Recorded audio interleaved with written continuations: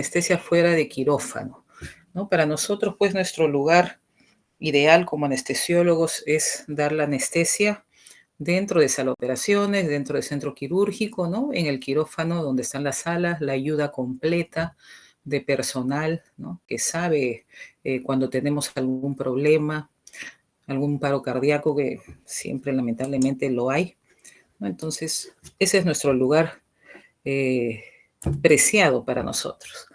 Pero ¿qué hacemos si a muchos anestesiólogos nos llevan a otro lugar donde no tenemos lo necesario?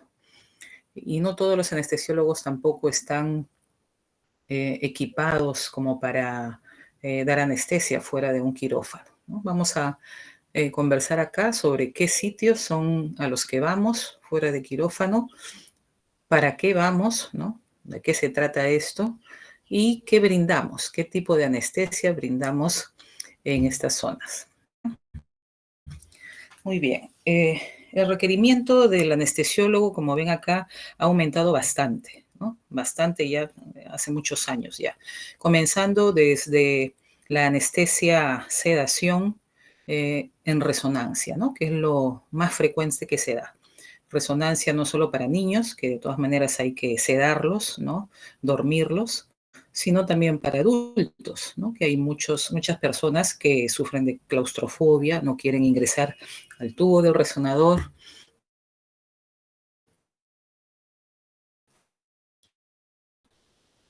Y también demora un poco que se hacer.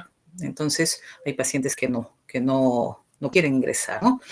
Si no están sedados. Por supuesto, cuando son este síndrome de Down, pacientes con alguna alteración mental, obligados tienen que sedarse. Muy bien. Entonces, lo que hacemos fuera de quirófano son procedimientos tanto diagnósticos, ¿no? Para que el médico sepa y defina el diagnóstico del paciente, terapéuticos, porque son procedimientos quirúrgicos que también se hacen afuera, y paliativos para tratamiento, ya sea oncológico, ¿no? O tratamiento del dolor, ¿no? Ahora que el cáncer ha subido en porcentaje bastante, se hace bastante tratamiento oncológico con braquiterapia, ¿no? No sé si habrán escuchado, es una forma de tratamiento oncológico, ¿no? Entonces, los tipos de anestesia que brindamos son tal cual brindamos en sala de operaciones, ¿no? Desde una sedación ligera, ¿no? Sedación leve, moderada, profunda, ¿no? Hasta intubarlos bajo anestesia general. Muy bien. Entonces, evaluamos al paciente como evaluamos si es que van a sala de operaciones, ¿no? Paciente con antecedentes de alguna enfermedad, si son hipertensos, diabéticos, alguna alergia a medicamentos. Sobre todo deben haber escuchado ustedes la alergia que tienen a la sustancia de contraste, ¿no? Hay muchos pacientes que son alérgicos a esta sustancia de yodo, ¿no? De contraste, eso también tenemos que preguntar, ¿no? La edad, porque brindamos tanto anestesia a niños o adultos, y lo que se va a realizar, ¿no? El tipo de procedimiento que se va a realizar. En todos estos pacientes pedimos igual, un prequirúrgico básico, ¿no? Hasta con riesgo cardiológico también. Por supuesto, todos los pacientes, igual que ingresan a sala de operaciones, tienen que firmar su consentimiento de lo que le van a realizar, ¿ya? Sin consentimiento previo firmado por el paciente o por algún familiar del paciente, ¿no? Si no lo puede firmar él, tiene que estar escrito y puesto en la historia clínica, ¿no? Esto es muy importante. Muy bien. Pero no todos los lugares donde vamos, ¿no? Fuera de sala de operaciones, tienen lo necesario, ¿no? Hay algunos que no tienen ni siquiera un balón de oxígeno, ¿no? Uno daría anestesia en algún lugar que no tenga un balón de oxígeno, ¿no? Que es lo mínimo indispensable. Por supuesto que no, ¿no?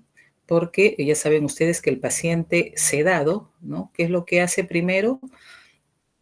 Hace depresión respiratoria, ¿no? Disminuye la ventilación, ¿no? La oximetría baja, ¿no? La saturación de oxígeno puede ir bajando dependiendo el tipo de sedación que realicemos en el paciente, cuánto medicamento brindemos, ¿no? Entonces hay que tener mucho cuidado en esto, ¿no? Como les decía, hay anestesiólogos que no están familiarizados con dar anestesia fuera, ¿no? del centro quirúrgico. quirúrgico, tenemos bastante problemas también porque los pacientes son ambulatorios, ¿no? Pacientes que se hacen resonancias o tomografías, se les seda en el momento y después de media hora, máximo 1 hora, se están yendo a su casa, ¿no? Entonces es algo rápido también que se hace. Entonces tenemos que verificar bien, ¿no?, toda su historia, ¿no? A veces no se tiene el tiempo adecuado para esto, y sobre todo para valorar la vía aérea, ¿no?, que es muy importante, ¿no?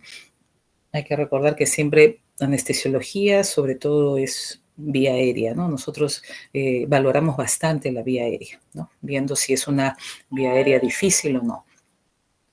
Hay lugares, como les digo, que no tienen ni un balón de oxígeno, ¿no? Pacientes que vienen y si se le va a poner la sustancia de contraste, se le tiene que poner una vía endovenosa, ¿no? No tenemos la ayuda a veces de la enfermera. Antes no había ni enfermera que nos ayudara en estos sitios, ¿no?, que generalmente son sótanos o sitios alejados donde uno brinda la anestesia, ¿no?, alejados del centro quirúrgico, ¿no? Entonces necesitamos nuestro visualizador de venas, necesitamos a veces ayuda de alguna enfermera, por ejemplo, de neonatología, ¿no?, si hay vías endovenosas difíciles en niños, o si no también dormir a los niños, ¿no?, para poder ponerles posteriormente una vía endovenosa, ¿no?, si el procedimiento es con contraste. Igualmente, todo procedimiento que sea con anestesia mínima, ¿no?, una sedación ligera, tiene que tener una vía endovenosa. Todos, ¿no?, todos los pacientes. Vía endovenosa, prequirúrgico. Muy bien. Seguimos. Esto es lo mínimo indispensable que tenemos que tener fuera de quirófano, ¿no? Ustedes imagínense un pequeño cuarto, ¿no?, donde nos separan para que demos sedación al paciente, ¿no? Lo prioritario va a ser la fuente de oxígeno, ya sea un balón grande o si no, que esté empotrado, ¿no?, a la pared, ¿no?, para poder tener la salida del oxígeno. Un sistema de aspiración, que las hay portátiles, para aspirar al paciente, porque los pacientes se duermen, ¿no?, y cuando uno duerme genera salivación, ¿no? Y si el paciente empieza a roncar más, ¿no?, más salivación. Entonces necesitamos un sistema de aspiración con una sonda de aspiración. Sistema de evacuación de gases. En el caso de que nosotros demos anestesia con inhalatorios, sobre todo cuando son niños, ¿no?, tenemos que tener un sistema de evacuación de gases.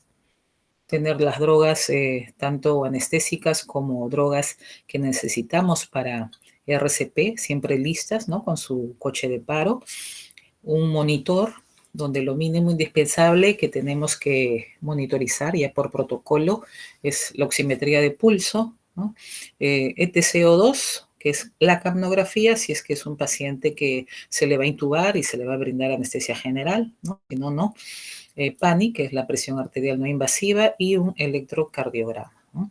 Suministro eléctrico siempre, cialíticas, iluminación y mucha ayuda, ¿no? Como se ve aquí, mínimo sería bueno que hayan 2 anestesiólogos, sobre todo cuando los anestesiólogos no están familiarizados con dar anestesia fuera de su centro quirúrgico. Muy bien, igual acá, ¿no? ¿Qué pasaría si no tuviéramos estos instrumentos, ¿no?, o la sala indispensable con todo lo que les he comentado en la anterior diapositiva, ¿no? Si no tenemos lo mínimo indispensable, ¿qué hacemos? Trasladamos al paciente, ¿no? Si no hay lo necesario, no arriesgamos nada, no arriesgamos al paciente y lo trasladamos, ¿no? Inclusive deberíamos tener un pequeño espacio para observación y recuperación del paciente. Bueno, yo generalmente mis mayores turnos que hago ahora son en la clínica Ricardo Palma, ¿no? Ya más de 20 años trabajando ahí. No teníamos un sitio específico donde después de la resonancia, ¿no?, tenemos a los niños sedados, después de la resonancia, ¿dónde llevar a estos niños?, ¿no? No teníamos un espacio de recuperación, ¿no? Entonces, ¿qué hacíamos? Teníamos que estar con el bebé, con el niño, hasta que se despertara bien, ¿no? O a veces estar dentro del mismo resonador hasta que se despierte, ¿no? Unos 10, 15 minutos, ¿no? Para que se despierte, pero lo mejor sería pues visualizarlo siquiera media hora, una hora, ¿no? Y luego ya puede ir a su casa. Entonces, ya tenemos en sala de operaciones un espacio para estos niños, ¿no? Para brindarles la recuperación que debe ser. Generalmente nosotros los días sábados es el turno en sí de hacer resonancias allá en la clínica, ¿no? Se hacen 7, 8 resonancias, ¿no? De las cuales 3 o 4 son niños, ¿no? Que se hacen a primera hora. 8 de la mañana, siempre los primeros en realizarse las resonancias son los niños, ¿no? Que siempre debe ser así, ¿no? Los pacientes niños, la mejor hora para operarse o hacerse algún procedimiento es a primera hora, ¿no? En la mañana, 7, 8 de la mañana, por el ayuno, ¿no? Por el ayuno respectivo. Muy bien, entonces vamos a ver acá los procedimientos que se realizan fuera de quirófano, ¿no? Tanto diagnóstico, terapéutico o también de urgencia, ¿no? Seguro ustedes han escuchado llamar en clínicas o en hospitales, ¿no? Código rojo o código Rockefeller, ¿no? Que nos llaman a los anestesiólogos para hacer la intubación endotraqueal fuera de quirófano, ¿no? Shock trauma o puede ser en hospitalización, también en piso, ¿no? Que hemos tenido que ir para hacer la intubación, ¿ya? Entonces, esos son ya, pues, llamados de urgencia en sí, ¿no? Muy bien, para hacer diagnóstico, ¿no? Perfil diagnóstico, como les decía, ¿no? El área de radiodiagnóstico para hacerse tomografías o resonancias magnéticas con sedación. Las tomografías en sí son procedimientos de 5 minutos, ¿no? 10 minutos a lo mucho demorará, entonces hay que hacer dormir al paciente levemente, sobre todo cuando son niños, ¿no? Porque todos son pues ambulatorios. Si son pacientes hospitalizados que vienen de la UCI generalmente, ¿no? De unidad de cuidados críticos, vienen con su balón de oxígeno, no hay problema en ellos de repente en dormirlos un poquito más porque ya vienen con su balón de oxígeno, vienen con su personal que nos va a ayudar también a llevarlo a la UCI posteriormente se haga el procedimiento, ¿no? Resonancias magnéticas y también endoscopías, ¿no? Y esto es bien importante porque hace unos 4 años o menos, 3 años atrás, nosotros todavía dábamos anestesia en endoscopías, ¿no? Endoscopías, colonoscopías, todo lo que sea procedimientos, pues, de gastroenterología. Pero ahora ya los gastroenterólogos y las enfermeras, por supuesto, que ayudan ahí, se han especializado en sedación ligera o leve, ¿no? Que es a lo máximo que se ha obtenido un cartón para que ellos puedan dar la sedación leve o ligera en pacientes, ¿no? Bueno, han ido aprendiendo poco a poco y ya no vamos nosotros a dar ese tipo de sedaciones a gastroenterología. Ya lo hacen los mismos gastroenterólogos y enfermeras que han tenido que hacer sus cursos, ¿no? De RCP, ¿no? Porque antes los que hacíamos RCP o los cursos de RCP generalmente son los anestesiólogos, emergencistas, intensivistas, ¿no? Somos las 3 especialidades básicas que tenemos que tener nuestro cartón de la ACLS cada 2 años, ¿no? Renovar cada 2 años. Pero ahora también están yendo los gastros y médicos internistas, ¿no? Veo que se está ampliando cada vez y es mucho mejor, ¿no? Mucho mejor. Seguimos con punción lumbar, ¿no? Que esto también es diagnóstico, ¿no? Sobre todo en niños que los sedamos para que diagnostiquen, pues, si tienen algún diagnóstico oncológico, ¿no? Biopsias musculares y procedimientos oftalmológicos como son fondo de ojo en niños. Sedamos bastante a niños para que les hagan su fondo de ojo.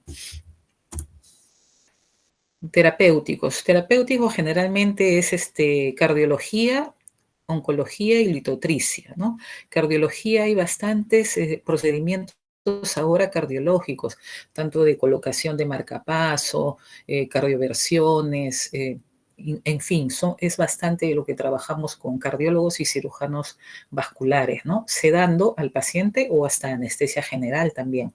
Litotripsia extracorpórea, esto es para eliminar cálculos, ¿no? Del urétero o del riñón. Hay que sedar al paciente porque de todas maneras es doloroso los choques que hacen, ¿no? O cuando son endoscópicos también, pues, ¿no? Tienen que pasar un catéter, entonces hay que sedarlos, ¿no?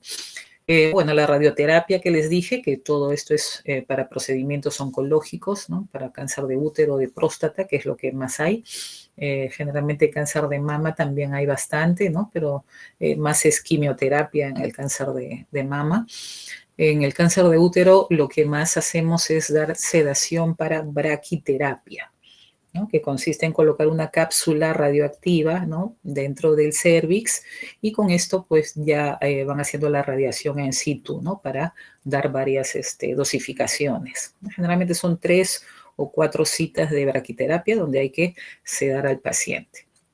Y en neurología intervencionista, con los neurocirujanos, se hace bastante lo que es panangiografía para ver malformaciones cerebrales, ¿no? Para descartar aneurismas, ¿no? Entonces estos pacientes tienen que ser sedados y cuando los van a embolizar, ¿no? Si van a embolizar el aneurisma hay que colocarles anestesia general, ¿no? Intubación endotraqueal, ¿no? Entonces ustedes ven que todo esto es bastante, ¿no? Lo que hacemos fuera de quirófano en sí, ¿no? Son como pequeñas salas, ¿no? Que van por todos lados, son pequeñas salas que ha ido aumentando y que pues ha ido aumentando bastante nuestra participación, ¿no? Por todas las especialidades. Cateterismo cardíaco, creo que se ve ahí, sí, ¿no? Al final, cateterismo cardíaco cuando son pacientes infartados, ¿no? Estos son ya eh, eh, procedimientos de emergencia, te hace un diagnóstico con la cara un poco caída, ¿no? Entonces ya diagnosticamos y proceden a hacer la embolización rápidamente en estos pacientes, ¿no? Ha aumentado, por ejemplo, aquí el ecocardiograma transesofágico. ¿En qué consiste esto? ¿No? Es como hacer una endoscopía, ¿no? Tal cual que va al esófago, pero va hasta el estómago, ¿no?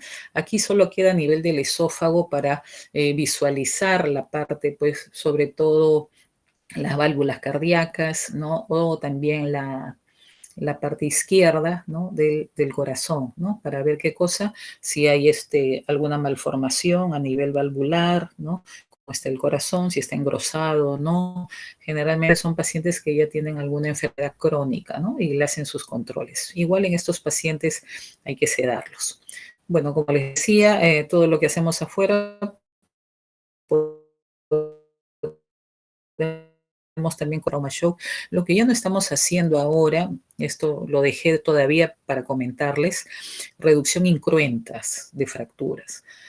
¿Por qué motivo? Porque ahora lo que más hay es en niños, ¿no? Reducción incruentas, o sea, lo que llaman pues jalar la pierna o jalar el brazo para poner en su sitio pues la fractura. Entonces, lo que más tenemos son niños o si no pacientes ancianos, ¿no? Que tienen la fractura de cadera. Entonces, porque son edades extremas, preferimos ya, eh, hacerlo en sala de operaciones, ¿no? Por cuidado del mismo paciente. Intuba inclusive bajo lentes, hasta bombas para que pueda la paciente ya estar todo el trajín de la labor de parto hasta que llegue a 10, ¿no? O 9 y ya pueda dar el parto llamado parto sin dolor, ¿no? Entonces, miren todo lo que realizamos nosotros afuera. La evaluación para anestésica siempre va a ser el ayuno, ¿no? Paciente que reciba una sedación desde lo más ligera posible tiene que tener ayuno.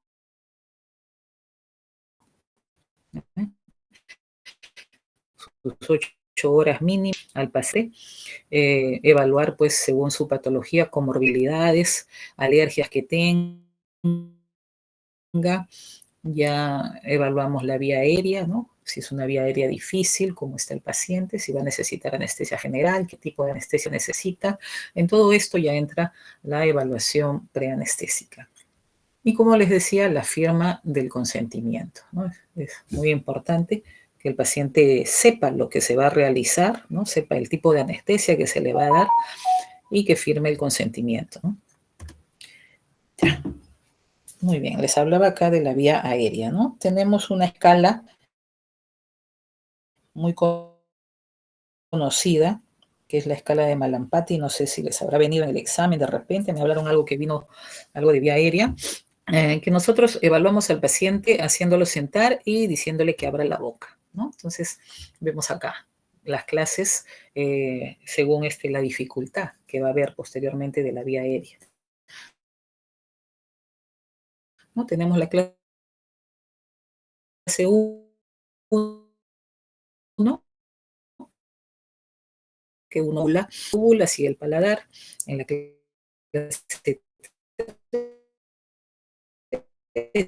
no vemos algo de paladar duro ya, ¿no? Ya no vemos el paladar ni blando, ni la úvula, nada, ¿no? Entonces, por supuesto, la clase 3 y la clase 4 van a ser intubaciones difíciles, ¿no? Y esto lo vemos ya en consultorio o en algún sitio, por ejemplo, si es ambulatorio, que nos den un pequeño espacio donde poder evaluar al paciente. Eso es para ver vía aérea difícil. Muy bien, en lo que es premedicación, generalmente, ¿qué le decimos al paciente? Que tenga su ayuno, ¿no? Lo primero, si es un paciente que es anticoagulado, por ejemplo, o que tome algún medicamento para la presión arterial, es el único medicamento en sí que le decimos al paciente que siga tomando, ¿no? Su tratamiento para la presión arterial, y anticoagulantes si rescindimos de eso, ¿no? De que no tome. Va a depender mucho de qué anticoagulante sea, ¿no? Porque ya ahora también ya la aspirina ya no hay necesidad de decirle que no tome, ¿no? Pero vamos viendo con qué anticoagulante está. A ver, seguimos. El monitoreo que se realiza, ¿no? Vamos a ver un paciente, por ejemplo, a ver que se está realizando una colocación de marcapaso, ¿no? Por decir. Colocación de marcapaso, ya más o menos sabemos que va a ser un paciente, no sé, de 60, 70, 80 años, ¿no? Es muy raro la colocación de marcapaso a una persona joven, entonces, y es un adulto mayor, ¿no? Lo estandarizado es electrocardiograma, ¿no? Colocarle su monitor de electrocardiograma, su oximetría de pulso y también su presión arterial, ¿no? No invasiva. La capnografía va a ser siempre en pacientes que sean anestesia general, ¿no? Pacientes intubados con un tubo endotraqueal o con máscara laringea, que ya hemos visto con los chicos que ya estamos haciendo simuladores, ¿no? Entonces, en estos casos sí se necesita capnografía. Pero cuando son sedaciones, su electrocardiograma, oximetría de pulso y su presión arterial no invasiva, ¿no? Esto es ya como protocolo, lo mínimo que debemos de tener. En tomografía podemos poner todo este tipo de monitoreo, ¿no? Porque puede entrar el aparato, no es afectado por la radiación, ¿no? Entonces puede ponerse.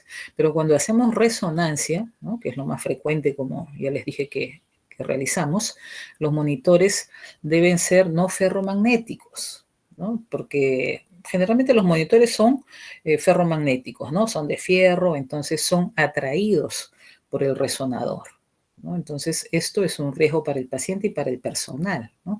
Uno tiene que entrar al resonador absolutamente sin nada metálico, ¿no? Sin nada metálico. Inclusive, cuando hemos entrado a dar anestesia, ¿no? El brasier tiene un pequeño fierrito, ¿no? Entonces nos jala el resonador, ¿no? El orificio donde está toda la radiación nos jala, entonces hay que tener mucho cuidado, ¿no? De tener, bueno, el celular, todas esas cosas, todo se queda afuera, pues, ¿no? Las llaves, todo. Pero ¿cómo hacemos entonces para monitorizar estos pacientes, ¿no? ¿Cómo hacemos? Bueno, acá dice que no ingresar, lo que ya les dije, ¿no? Un resonador, ningún material ferromagnético, ¿no? Lo que le llaman proyectil, ¿no? Porque una vez nos pasó que el técnico tenía su tijera, ¿no? Quería cortar, no sé, el esparadrapo, no sé qué cosa quería cortar, y este resonador te jala, la tijera lo jaló y se pegó contra el resonador, ¿no? Imagínense si alguien pues hubiera estado ahí, no sé, ¿no? Es bien peligroso, ¿no? Entonces hay que tener mucho cuidado con eso, ¿no? En un resonador, nada metálico, nada metálico. Como dice aquí, miren a cuántos metros tiene que estar, ¿no? Si es que no tienen un resonador como, mejor dicho, un monitor como debe de ser, ¿no? Para un resonador, tendríamos que tenerlo a 8 hasta 9 metros, ¿no? De espacio, pues para que no lo jale el imán, ¿no? Que es un imán en sí, este resonador. Y aquí también los pulsoxímetros, ¿no? Si no son ferromagnéticos, ¿no? Como debe de ser, hay que ponerlos lejos, ¿no? A 2 metros, 8 metros, 9 metros otros, y estar alejados. Bueno, en todos los lugares que haya instrumentos, ¿no? Para radiológicos, las temperaturas siempre van a ser bajas, ¿no? Nosotros trabajamos en sala de operaciones a 18 grados, 19 grados, ¿no? Esa es la temperatura ideal en sí con la que se trabaja.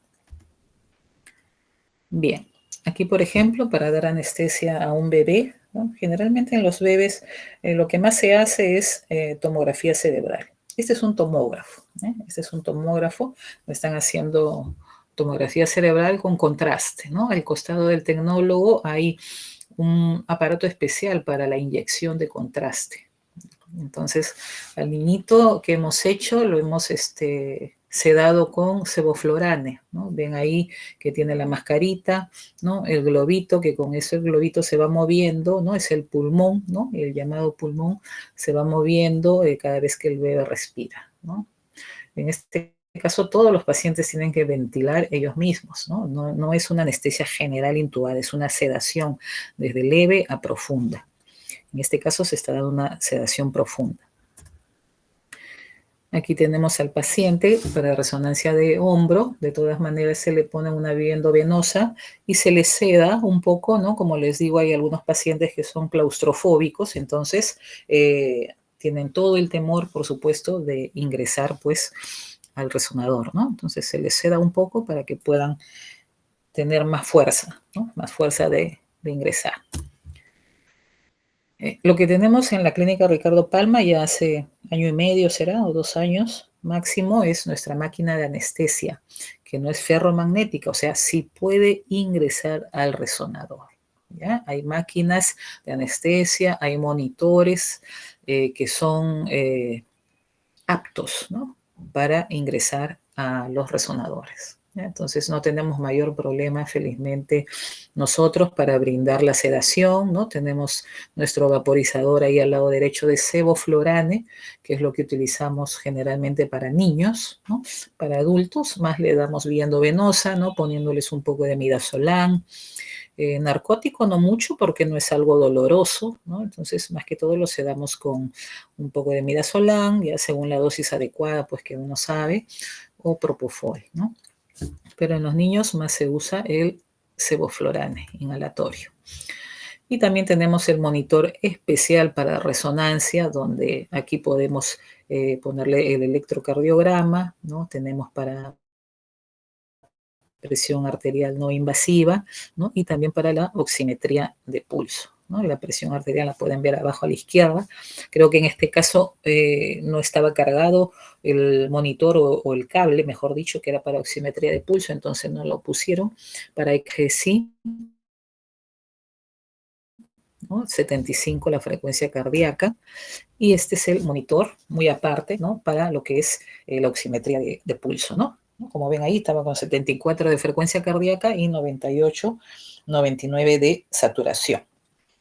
Ya, recién estoy viendo, ¿se escucha bien? Estoy viendo, ¿se escucha entrecortado o se escucha bien? Me avisan por favor cualquier cosa, ¿ya? Si no se escucha bien. Hubo un momento, doctora, pero ya se escucha bien. Ok, ya, sí. Gracias más bien por avisar porque a veces uno habla y no sabe si están escuchando o no. Bueno, aquí como les comentaba, estos son los monitores especiales para resonancia. ¿Ya? Tenemos así, que son, no todos lo tienen, creo que hay en la internacional, no sé en qué otra clínica más, entonces no todos tienen en sí estos monitores especiales. Este monitoreo, por ejemplo, ven ustedes de EKG, ¿no? Que no es lo usual cuando uno hace monitorización para una cirugía, ¿no? Es muy diferente hasta dónde se ponen lo que es para quirúrgico, ¿no? Este monitor es especial, ¿no? Entonces ponemos cuatro monitores, mira, vienen ya completos, ¿no? Y todo va hacia el lado izquierdo, ¿no? Miren aquí, justo tomé unas fotos por aquí porque esta paciente, ¿cuánto creen que pesaban? Que pesaba, ¿no? El peso de la paciente. ¿Quién me puede decir más o menos mirándola? A ver, espero sus respuestas. Pero se ve que es un peso regular, ¿no? Se ve que es un peso regular la paciente. Debe ser más de 100 kilos de todas maneras, ¿no? Esta paciente pesaba 119 kilos, 119 kilos. Era una paciente que se iba a hacer una resonancia cerebral, ¿no? Una resonancia cerebral.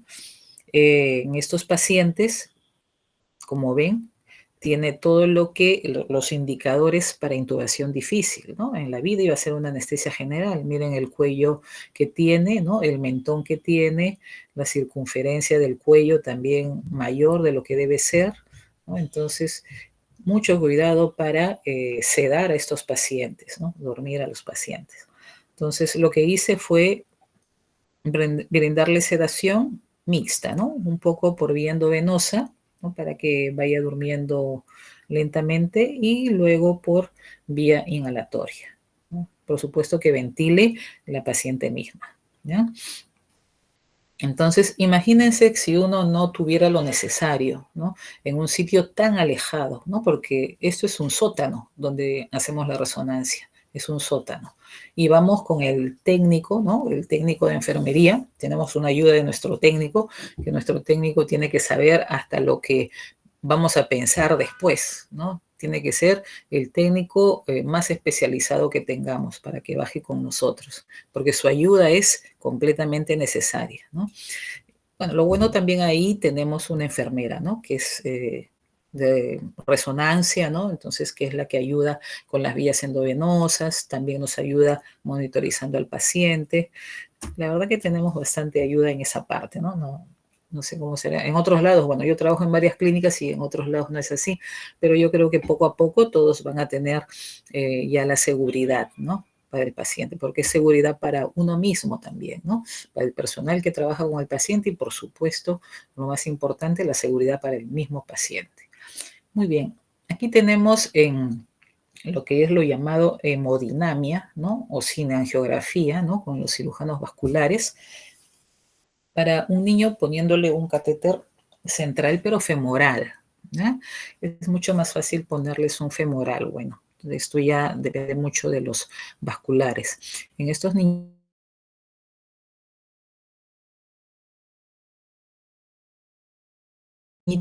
sí le puse ingia, ¿ya? El anestesiólogo es el que está ahí al costado, ¿no? No se ve muy bien, pero está bolseando al niño, ¿no? Ahí está la bolsa, el pulmoncito que les digo, y lo va bolseando al niñito. Y es una máscara laringia, no está intubado, es máscara laringia. Ya saben ustedes que hay máscara laringia desde la número 1, 1,5, va a depender del peso que tenga, ¿no? Del peso que tenga el niño. Muy bien. Muy bien, y aquí tenemos un procedimiento también con los cirujanos vasculares, ¿no? Que es el paciente infartado, que le van a hacer una colocación de stent, ¿no? El llamado cateterismo cardíaco.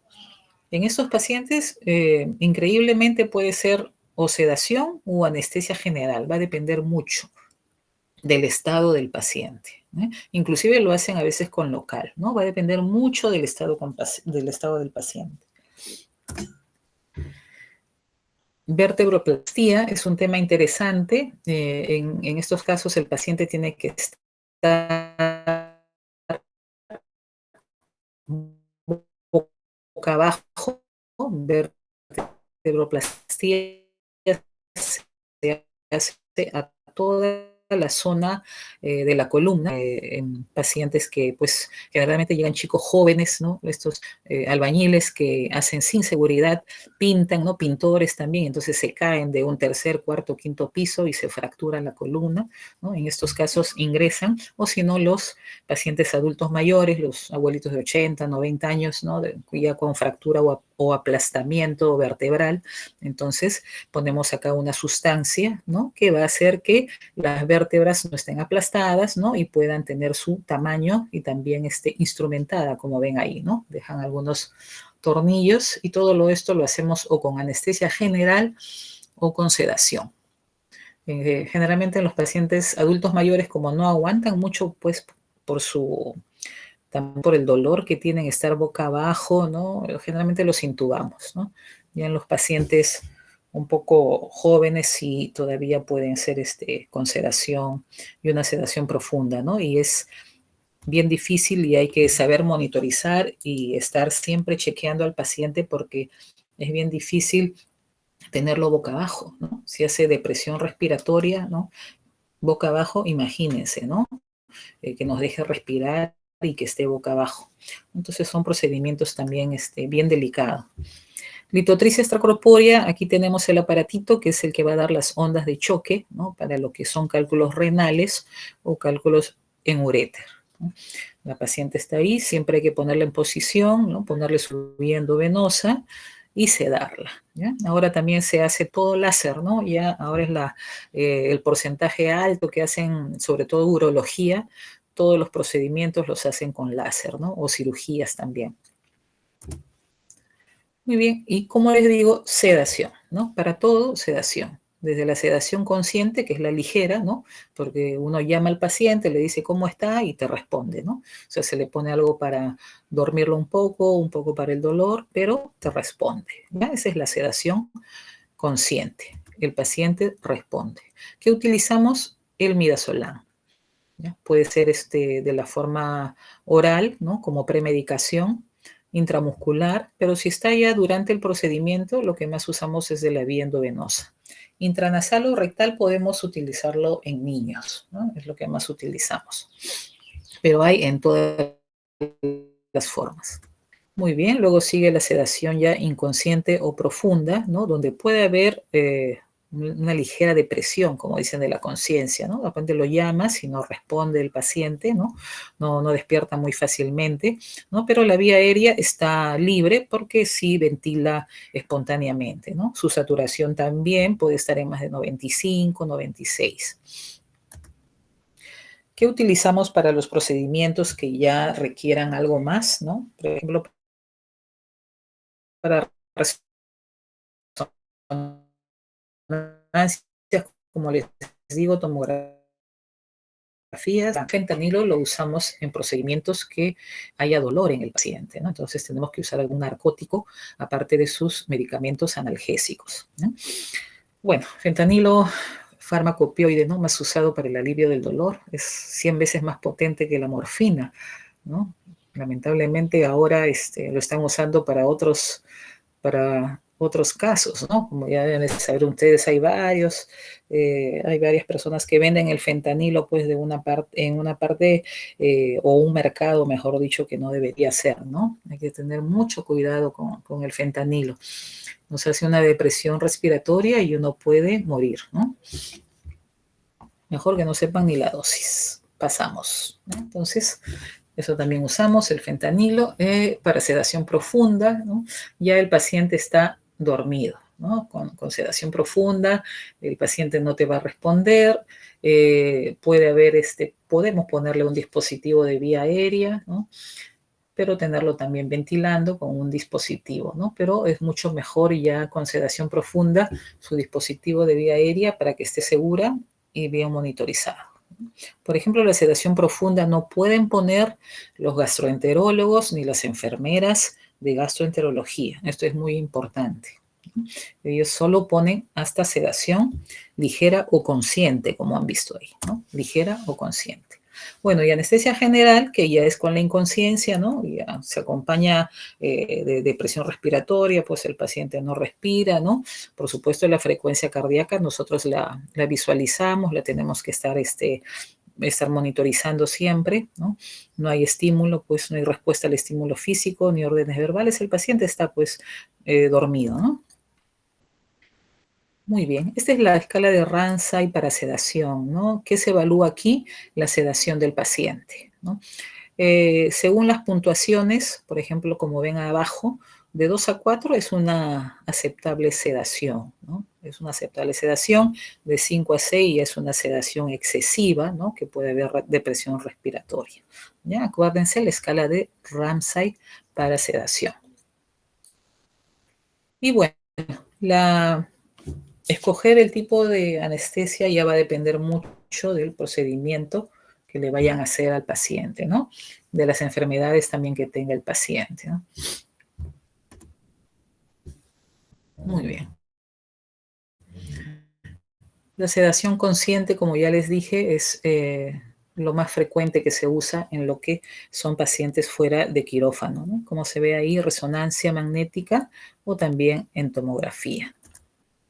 Sedación profunda, ¿para qué casos? Cuando van a ser procedimientos dolorosos, de larga duración. Por ejemplo, un ejemplo, ¿no? La colocación del marcapaso debe ser una sedación un poco profunda. El paciente va a sentir dolor en el momento en que coloquen el aparato, pero se trabaja con el cardiólogo diciéndole que le ponga pues anestesia local, ¿no? Se le va diciendo cada cierto tiempo, más o menos ya ustedes saben cuánto puede durar la lidocaína, ¿no? Entonces, cada cierto tiempo le va poniendo el anestésico local, ¿no? Y uno lo va sedando, le va poniendo su analgésico, ¿no? Para que el paciente esté tranquilo. Y ese es en un caso, por ejemplo, en colocación de marcapaso, que también es algo muy frecuente de realizar, ¿no? La colocación de marcapaso. Muy bien. Podemos combinar los opioides, ¿no? Como el fentanilo, con alguna benzodiazepina, como también el midazolam, y también con un anestésico ya inductor, ¿no? Del sueño, que es el propofol. Cuidar bastante porque el propofol también es un altamente depresor respiratorio, ¿no? Y para niños, sí, de todas maneras, lo prioritario, lo más usado, ¿no? Es el sevoflurane. Muy bien, aquí hablándoles un poco más o menos cuál es la dosificación, ¿no? De lo que también usamos, que es el propofol. El único problema del propofol es que causa un poco de dolor al ponerlo endovenoso, ¿no? Que es su forma en sí de ponerlo. Entonces hay que ponerle un bolo de lidocaína, ¿no? Antes de ingresar el propofol. El sevoflurane, ¿no? Número 1 para niños, ¿no? Y por supuesto, la recuperación, ¿no? Siempre tenemos que tener un espacio para recuperar estos pacientes, ¿no? Ustedes ya están viendo todos los medicamentos que usamos para sedar a los pacientes, ¿no? Ya van viendo de qué manera lo usamos, ¿no? Qué tipo de anestesia se va poniendo o realizando.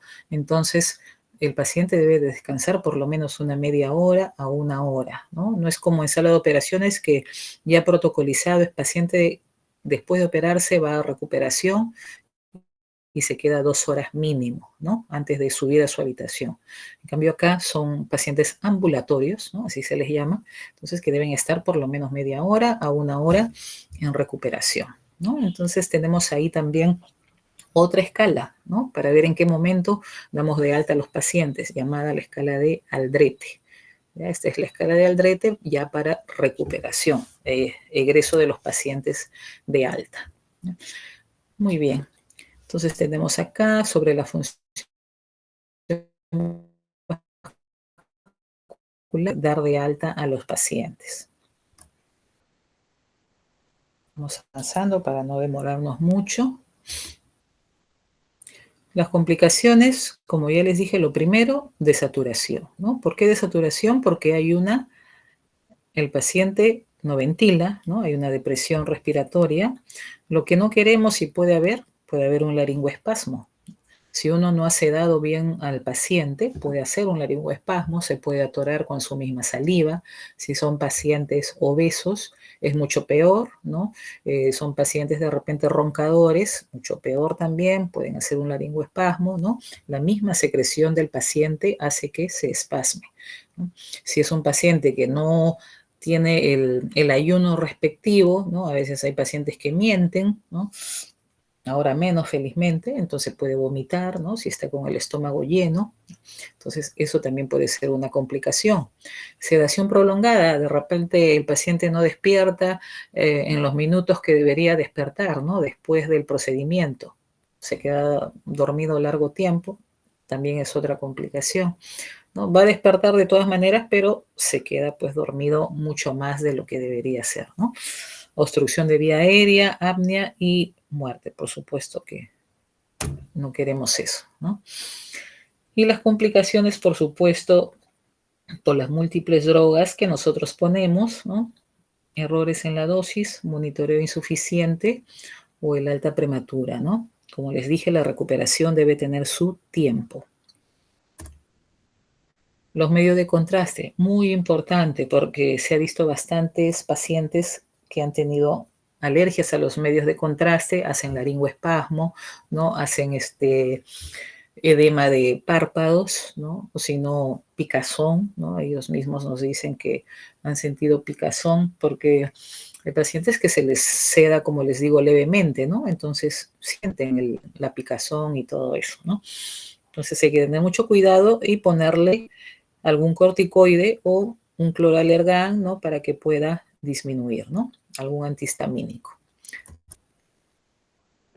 Lo más rápido para disminuir alguna complicación con la sustancia de contraste, alguna alergia, es la metilprednisolona.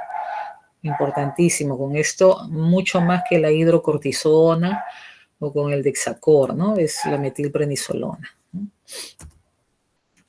Bueno, si tenemos un choque anafiláctico, ya deben de saber ustedes que la epinefrina, ¿no? Es número 1.